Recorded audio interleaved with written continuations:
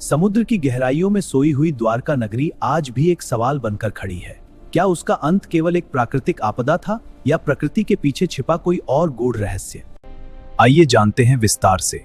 ये एक श्राप था या विज्ञान या कोई छुपा हुआ रहस्य जो आज भी हमसे छुपा हुआ है? शायद यही हमारा इंतजार कर रहा है।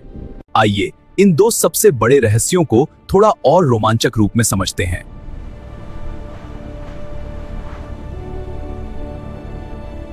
कहानी की शुरुआत एक बहुत ही सुंदर और भव्य नगरी से होती है, द्वारका, जहां की दीवारें सोने की थीं और लोग बहुत खुश थे। यह नगरी विश्वास, भक्ति और दिव्यता से सजी थी। यह वही नगरी थी जिसे स्वयं भगवान श्री कृष्ण ने बसाया था। जब अत्याचारी कंस का अंत हुआ, जब जरासंध के बार बार होने वाले आक्रमणों से अपनी प्रजा को बचाने के लिए श्री कृष्ण ने मथुरा छोड़ने का निर्णय लिया। उन्हें एक सुरक्षित स्थान चाहिए था। तब श्री कृष्ण ने अपने लोगों की रक्षा के लिए एक सुरक्षित स्थान खोजा। उन्होंने समुद्र देव से प्रार्थना की और समुद्र ने अपना कुछ भाग पीछे हटा लिया। उस खाली भूमि पर विश्वकर्मा ने एक अद्भुत नगरी का निर्माण किया। सुनहरे महल, चांदी के द्वार, चौड़ी सड़कें, सुंदर उद्यान और ऊंचे स्तंभ। द्वारका किसी स्वप्न से कम नहीं थी। द्वारका में धर्म और नीति का पालन होता था। राज्य में न्याय था, समृद्धि और दूर से व्यापारी आते थे। समुद्री मार्ग से व्यापार होता था, जिससे नगरी और भी समृद्ध होती गई। यादव वंश के वीर योद्धा राज्य की रक्षा करते थे। हर घर में भक्ति थी, हर हृदय में श्री कृष्ण के प्रति प्रेम। लेकिन समय सदा एक सा नहीं रहता। धीरे धीरे यादव वंश में अहंकार और मतभेद पनपने लगे। छोटी छोटी बातों पर विवाद होने लगे। एक दिन ऋषियों के शाप के कारण भविष्य में विनाश की छाया मंडराने लगी। किसी ने ध्यान नहीं दिया, क्योंकि द्वारका की चमक ने सबकी आंखें चौंधिया दी थी। समय बीता और एक दिन प्रभास क्षेत्र में यादव वंश के बीच भयंकर संकट आया। भाई ने भाई पर शस्त्र उठाया। द्वारका का स्वर्णिम अध्याय समाप्ति की ओर है। मैं जानता हूं कि समय का चक्र घूमने वाला है। भगवान श्री कृष्ण, समुद्र की लहरें आज बहुत बेचैन हैं। आसमान का रंग बदल रहा है और चिड़िया अजीब आवाजें निकाल रही हैं। व्यास जी, अब इस नगरी का काम पूरा हुआ। इसे अब प्रकृति की गोद में वापस जाना होगा। अर्जुन द्वारका आते हैं। कृष्ण उन्हें बताते हैं कि अगले 7 दिनों में द्वारका समुद्र में डूब जाएगी। इतनी विशाल नगरी, जिसके महल बादलों को छूते थे, वह कैसे डूब सकती है? कृष्ण अर्जुन को जिम्मेदारी देते हैं कि वे बच्चों, महिलाओं और बुजुर्गों को सुरक्षित स्थान पर ले जाएं। में मुनादी करवा दी जाती है। बच्चे अपने खिलौने और यादें समेटने लगते हैं।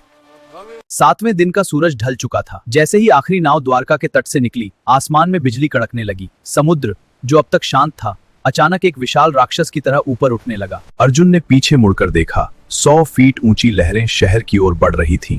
यह कोई साधारण बाढ़ नहीं थी। रहस्य, क्या वह भयंकर सुनामी थी? कल्पना कीजिए, कुछ ही पलों में क्षितिज पर एक विशाल जल दीवार खड़ी हो जाती है। गर्जना करती हुई लहरें नगर की ओर बढ़ती हैं, मानो समुद्र स्वयं अपना अधिकार वापस लेने आ रहा हो। अगर यह सुनामी थी, तो वह इतनी प्रचंड रही होगी कि सोने चांदी से सजी नगरी को पल भर में निगल गई थी। इतिहास में कई सभ्यताएं सुनामी के कारण लुप्त हुई हैं। तो क्या द्वारका भी ऐसी ही किसी प्रलयकारी लहर का शिकार बनी? यह संभावना आज भी शोधकर्ताओं को सोचने पर मजबूर करती है। रहस्य 2, क्या वह जमीन का धंसना था? अब दूसरी तस्वीर देखिए। सब कुछ सामान्य है। लोग धीरे धीरे धरती के नीचे हलचल शुरू होती है। समुद्र के किनारे बसी भूमि कमजोर पड़ने लगती है। एक दिन अचानक धरती कांपती है। महलों की नींव हिल जाती है। पूरा शहर धीरे धीरे नीचे धंसने लगता है और समुद्र की लहरें उस खाली स्थान को भर देती हैं। अगर ऐसा हुआ होगा, तो द्वारका का अंत अचानक नहीं, बल्कि एक धीमी और मौन त्रासदी रहा होगा। भूगर्भ भेद, समुद्री स्तर का बढ़ना या प्लेटों का खिसकना, ये सभी कारण इस रहस्य की ओर इशारा करते हैं। रहस्य अभी भी जीवित है। आज गुजरात के तट पर स्थित द्वारका में खड़े होकर जब लहरें किनारे से टकराती हैं, तो ऐसा लगता है जैसे वे कोई पुरानी कहानी फुसफुसा रही हो। सुनामी थी या जमीन का धंसना? शायद सच इन दोनों के बीच कहीं छिपा है, और शायद यही रहस्य द्वारका की कहानी को अमर बनाता है। लेकिन हजारों साल बाद कुछ वैज्ञानिक समुद्र के नीचे कैमरा लेकर जाते हैं। वे क्या देखते हैं? उन्हें वहां पत्थर की ऐसी दीवारें मिलती हैं जो आज की इंजीनियरिंग को मात दे सकती हैं। वैज्ञानिक बताते हैं कि उस समय ग्लोबल वार्मिंग या किसी बड़े भूकंप के कारण समुद्र का स्तर अचानक 10 से 20 मीटर बढ़ गया था। जो बात हमारे पूर्वजों ने श्राप या दैवीय लीला के रूप में कही थी, विज्ञान उसे आज नेचुरल डिजास्टर के रूप में साबित कर रहा है।